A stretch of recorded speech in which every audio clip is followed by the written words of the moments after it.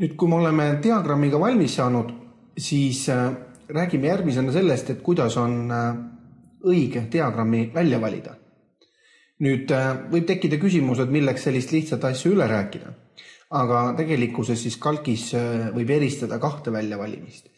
On diagrammi kui objekti väljavalimine. See tähendab, et te teete selle diagrammi peal ühe klõpsu ja näete, et nurkadesse ilmuvad sellised rohelised kastikesed. Sellisel kujul on võimalik diagrammi liigutada, hiirevasakut klahvi all hoides, ja sellisel kujul on võimalik ka näiteks diagrammi kustutada delete klahviga. Toon ta hetkel tagasi. Nüüd, kui te teete diagrammi peal mitte ühe klõpsu, aga topeltklõpsu, siis vaadake üleval muutuvad kõik menüüd.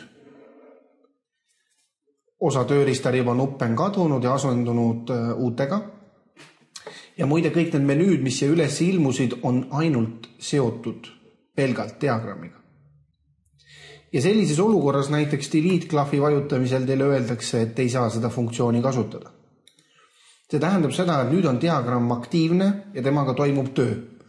Ja kui ma tahan jälle väljuda ja saavutada selle olukorra, kus ma saan ta nii-öelda objektina valida, või ma soovin tagasi neid teisi menüüsi, mis on algupäraselt, siis te peate klõpsama kuskil diagrammi alast väljas. Suvalise tühja lahtri või ka täidetud lahtri peal. Ja nüüd on jälle näete diagramm objektina võimalik ühe klõpsuga valida, soovi korral tõsta, nurgas suuremaks, väiksemaks teha ja nii edasi. Aga seda kõike ei ole võimalik teha siis, kui diagramm on topeltklõpsuga aktiveeritud ja üleval menüüd on muutunud ja nüüd te töötate siis diagrammi sisuga.